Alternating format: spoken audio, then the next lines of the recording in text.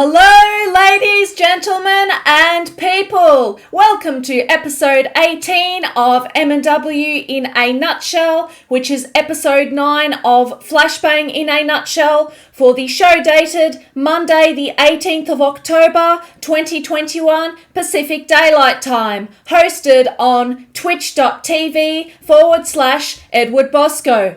Wait, what? This is the last episode of MNW in a nutshell? Don't tell me! It's come so quickly. What's that? You've got a promotion announcement for the end of the show? Okay, so I have to wait until the end of the show to say it, right? Okay, folks, you heard it. There is a special announcement at the end of this nutshell episode. So if you can listen through the whole recap, you will get to see the exciting new destination of a returning recap. But without further ado, let us continue with Flashbang in a Nutshell, Episode 9. Your host of MNW in a Nutshell, MNW's resident statistician and bookkeeper, Carla Bader from Victoria, Australia. First up, we have an in-ring promo from the Mandalorian Hutch Cale and suspended General Manager Mr. Rabbit. First of all, Hutch Cale has an issue that needs addressing. He has waited patiently for answers from his wife, Kuso, about what they are supposed to do regarding their predicament. But she's marching on ahead with her new member, her new partner, the Madness, and they've got a title match at Breakdown 7. So all of us see Hutch Cale's dilemma here. Why is Kuso avoiding Hutch? Don't make Hutch do this the hard way. If Kuso will not postpone the title match, then Hutch demands him and Nitzig Gunk Gobbler of the cartel to be inserted into that match in order to make it a triple threat. Otherwise, he'll have to be a bit more drastic. He will have to start making examples out of people. And that gets the attention of our suspended general manager and current co-commentator and member of the Grand Equation, Mr. Rabbit, who says, "Hutch, don't do it." And it sounds like Hutch Cale is about to do something really dumb. From somebody who runs the show, don't do it. Mr. Rabbit hasn't seen Mr. Lawson for about 4 weeks, and Hutch thought he made it clear he made a demand to Lawson. Hutch has no business with Mr. Rabbit, and so he kindly asks Mr. Rabbit to leave. But that's not how Hutch gets what he wants. Just wait a couple of weeks, says Mr. Rabbit. But Hutch has waited for months. There is no way that Lawson will put him in another title match, according to Mr. Rabbit. So it looks like Hutch Cale's dilemma continues. Will he be inserted into a title match or will he not? How else is he going to get his hands on Kuso, I guess? Remember, this was an order made by Victor Vicious, so I guess it's better that the husband and the wife do it than the mob boss and the innocent victim. Oh well, next up we have our 8-man showcase match. Coming in 8th place, Brandon Boss. Coming in 7th place, one of the original members of the Four Horsemen, Ramoond, coming in 7th. Coming in 6th place, that event at Multiverse, our dance-off winner and wall markiplier, Donkey Kang, although he has yet to win an actual match, 6th place. And then we have the Doof, who won the showcase match last week, but unfortunately not back-to-back. This week he has come in 5th place. We have our newly returning Rico Rose, 1/3 of Vaporwave, coming in 4th place. The Lone Ranger Dragoon, who seemingly has associations with House of Caliban, coming in 3rd place. And then we have Lord V of the Abyssal Void, who used to be a part of the Empire of Terror when it was a faction. Lord V coming 2nd. And then we have the Black Prince of Wales, Jack Andrews, coming in 1st. And we've seen him earn his way to victories with submission moves a lot of times. So I think Jack Andrews is a submission specialist.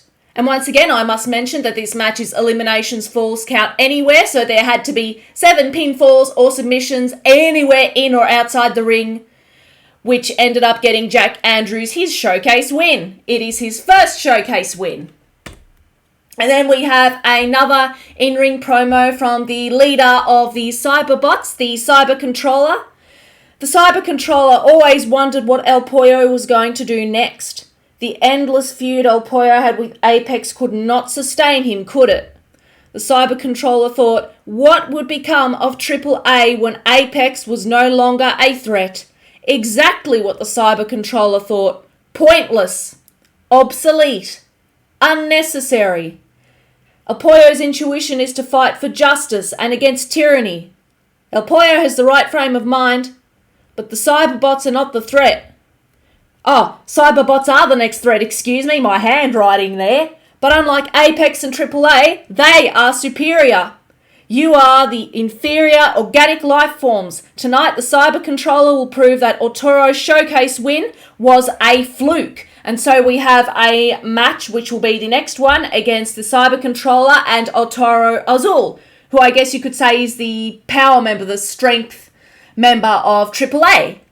So without further ado, here is that match, a singles match between Autoro Azul, accompanied by the AAA faction members El Pollo, Demolition Fox and Sheepy, against Cyber Controller of the Cyberbots, accompanied by his other half, Cool J Kyo, who has won a showcase match.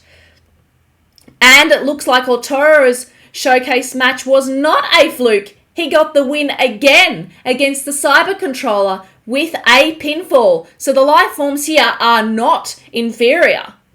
We will see how Cyber Controller takes that loss in subsequent weeks. I guess tomorrow. We've got a show tomorrow, so we might see then. But without further ado, let's move on to our next event. We have an audio promo here from our Fae Queen, Kath Gina. It is a phone conversation. She seems to be having a lot of these strange phone conversations lately. I have it here. I was only able to pick up her voice, but I couldn't get her husband's voice, excuse me. So, yeah, here's, it's something like, you can't. No, I'm already relaxing. I don't need. No, you know I love that. The children are doing well, strong and pushing forward, despite all the people getting in their way. No, you don't get to change the subject back to me. I'm getting a massage soon. No, you don't get to crash. And then we've got some of the male voice there, which I could not comprehend what he was saying, so unfortunately I cannot. But then Kath Gina continues, I will get you for this. You know where I am. They gossip worse than human teenagers. No, your extremely impeccable looks will not save you. You're not that handsome. The important thing is that the children get the gold they deserve. And then more of the male voice. Then Kath Gina continues, no, I'm fine. Well, maybe a little. I'm fine as, all right. You are making a good point, love. But no, you don't need the trouble. You have been busy enough. Don't think I've not been paying attention. You need to watch yourself. I don't like watching you get hurt. And then the male voice goes on in a soft, warm tone, reminding her that getting hurt is part of their job, but it promises to take more care in the future and return the pain back to those who did it 5 times worse. And then he also prods her a bit on her own safety. Kath Gina responds, I know. I just don't like it. Stay safe. Talk with you again soon, love. And that is the end of that mysterious phone call with Kath Gina and the mysterious male. Who the heck has she been talking to in these past few weeks? I'd like to know. I'm sure Eric would like to know as well. Kath Gina, when are you going to tell us? When are we going to get the spoilers? Oh, well, in subsequent weeks. We now have a tag team match. It is another warm-up match for our upcoming triple threat at Breakdown between Johan Mjorn, Blight Howless and Suicide Gemini. And here we have the tag team of Johan and Blight going up against Suicide Gemini. And yes, he had to pay for some help because nobody else would do it. Nobody trusts this guy. Nobody likes you, Suicide. He's managed to pay for Aurelian Starhand to be his fellow tag team member. But then the way this match was won by Johan and Blight is a bit, what the heck was Suicide Gemini doing when he was just outside the ring for ages? 10 seconds? Yeah, Suicide got a count-out disqualification there, meaning that Johan and Blight both won the match there, and yeah, I guess we'll see the fallout of that in the following weeks. Remember, at Breakdown 7 on October the 31st, Halloween in America, November the 1st, if you're in the Southern Hemisphere, there will be a triple threat between Johan Mjorn, Blight Howless, and Suicide Gemini. And then next up, we have another audio promo by the Madness of Mad World and Big Rock of the Forces of Nature. And I think I have the recording of the Mad Ramblings episode here. It's going... Oh, okay, here it is. I'll play it for you now. Mad Ramblings is filmed in front of a live studio audience. Our special guest today is a former world heavyweight contender and is so big that his finisher is simply to sit on you. He's one half of the Forces of Nature. He's Bigfoot's bigger, greener cousin. He is Big Rock. Round of applause. Thank you so much for joining us tonight, Mr. Rock. Hello. Wow, there's a lot of people here. Oh, and please, Mr. Rock was my progenitor's name, I think. So, Biggie Not-So-Smalls, you and I have recently squared off in the ring, and I first have to thank you for the excellent fight that it was. So my question is, do you and Huge Mane feel prepared to step into the ring with the Mad World? How are you two readying yourselves for our little spectacle? Oh yeah, that's easy to explain.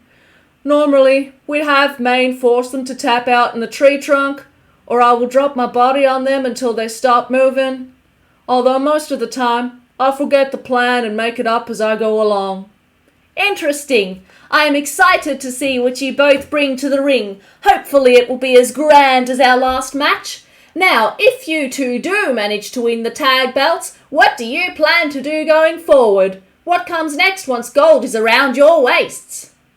Oh, I'm getting the finest meal if we win.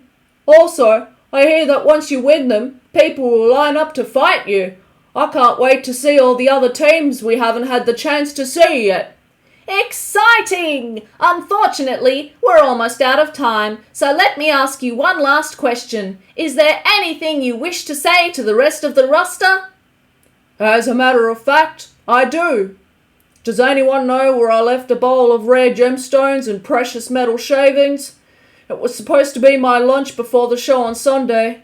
I'm pretty sure I didn't eat it, but I might have forgotten already. Anyway, if you see it, let me know. Thank you. And that is the recording there of the Madness interviewing Big Rock on the live show Mad Ramblings. And then next up we have a singles match. Taigiri versus Kuso Kale. And then unfortunately we don't have any video evidence again, but with the announcement at the end, we will be getting video evidence of subsequent events, so you won't just have to trust the recap host anymore. But we had Mizuki Napier interfering in this match, and we know that she's the wife of Nero Napier, the world champion. What was she doing in that match? And she's the one that cost Taigiri that match, the Amazon striker there. Why was Mizuki helping Kuso? What was the business in that? I'm not sure, but yeah, I guess Kuso Kale won that match, and we will find out in subsequent weeks what happened with that. Maybe Lawson will have something to say. Maybe he won't. Maybe Hutch will have something to say. We will wait and see. We then have an audio promo from the Grand Equation. It is yet another phone call between both members, Mr. Rabbit and Lionel Matrix, and I actually have a recording of the phone call here. I will play that now. Ah, Lionel, how are you? Feeling better? Hello, Rabbit. I'm feeling great, actually. I didn't believe those lacta tanks could work, but they are truly wonderful. I should be clear to compete on Monday without any kind of issues. Well, I'm glad to hear that. Now sit. This is one of the best groups I've had the fortune of finding during my travels.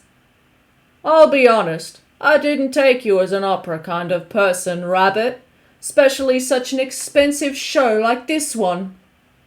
You know what they say about books and covers. Regardless, we need to talk about that one thing. It's going better than I thought it would. Oh, don't tell me he's in. Well, I'm not 100% sure, but chances are he will be. I can play with those odds.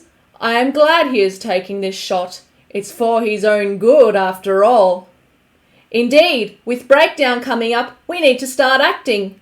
But soon enough about that. We'll see how Monday fares. For now, let's enjoy the show, shall we? We got a busy week ahead of us. And that is the phone recording right there. Oh, excuse me, the operator hosting that recording was a bit befuddled with their words there and what was going on, but I hope you got the gist of that phone call there. And then we have a singles match. It is a face-off between DeLuna 13 of Honor Bound, accompanied by his faction member Grant Martin, as well as his old-time friend Shere Khan. And then he's going up against Red Star Roman, one of the mercenaries, who is accompanied by Jackie Q and Kevin Blackwell, who have teamed up before. And then you think, this is such a hostile fight and they'd be going at each other. In the end of the match, they'd be sick of each other. But then DeLuna 13 and Red Star Roman, video evidence required, have a shake of hands. Quite interesting. What did Kevin Blackwell think of that? Did he accept it, or is Kevin Blackwell pissed that I guess the heel got along with the face? I'm not sure about that. But now we have a singles match. The Omni Geek must have caught what was going on with Hutch Cale there, and once again, to keep him busy, we have a singles match between Hutch Cale and our resident Flashbang investigator, the Omni Geek. And so Hutch Cale ends up winning that match, but then we have the Crimson Phoenix going into that match. I am the bookkeeper, I'm supposed to know everything here, but I'm sorry, I don't have the brain of a cyber bot, I have the brain of a human, so I forgot which one Crimson Phoenix attacked. But he was there, I can tell you that much. And then this leads on to our main event, the second triple threat match, round 2 of the World Title Tournament. The winner of this match will be going up against the winner of the triple threat match last week, which was the Dragonborn Wiley. So we have Victor Vicious of the Cartel, the leader there. We've got Spike of the Bone Warriors. He had a new look, a new design in his ring entrance attire. And then we have the second half of, not Chained Hell, Hell's Kitchen, that's it. I knew it was a Hell name. Samuel Manatee, who I don't think wants anything to do with his partner Suicide Gemini for the time being. He's focusing on the world belt here.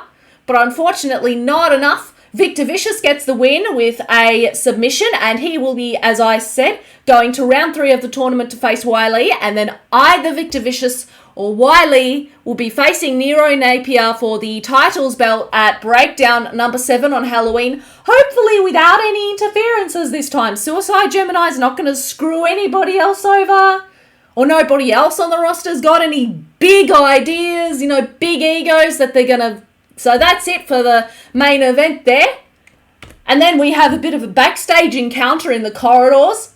Hutch Cale has found Huge Mane, and why is Hutch Cale going after Huge Mane? He's angry about something and he just keeps stomping on the tree, hoping, I guess, he'll root it into the ground and the tree will never spring back up again.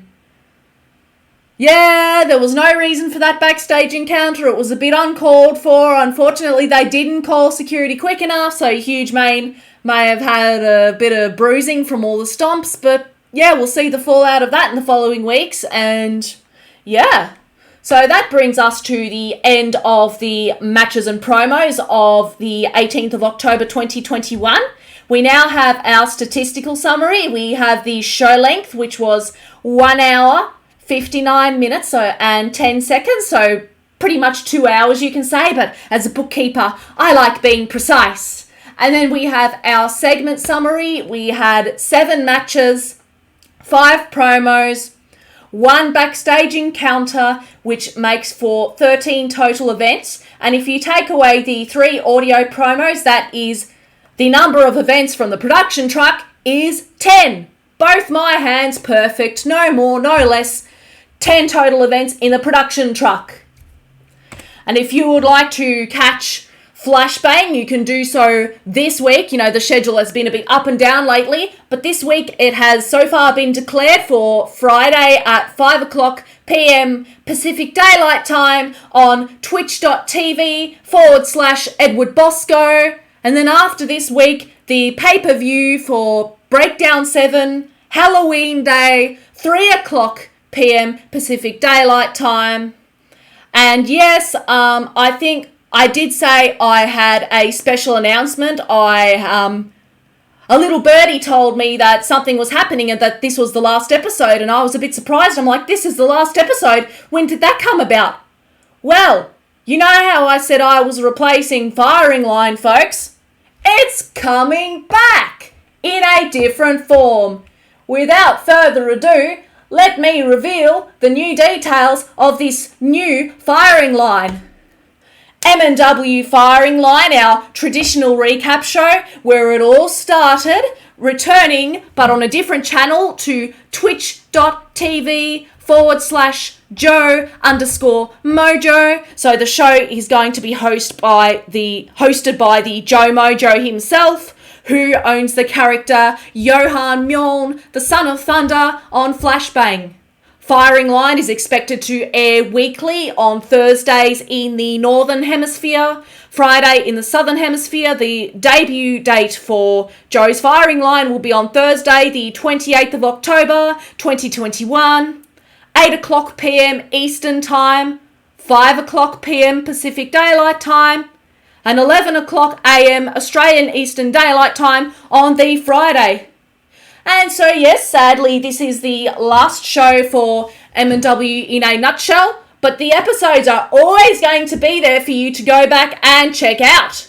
If you want to, you just have to go to youtube.com/Carla Beta, and you can see the archives in the public area all the way through episodes 1 to 9. I would like to thank everybody that has given me support, all the support they have given me, the encouragement, and the reason I make these videos is all for you guys. But I guess now I can pass you into the trusty hands of Joe, and I finally have time off after my 6 days a week production schedule there. Yes, it was 2 days of making the booklets and then 2 days each of doing the shows, which made 4. So yes, 2 + 4 is 6.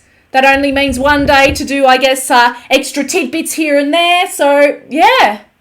But that doesn't mean, like, if Joe needs any help, I can do some more episodes. Just let me know. Otherwise, this is it. I think I'm getting into a bit of rambling here. I will finish there. So for everybody around the world, wherever you are, thank you for checking out and supporting MNW in a nutshell.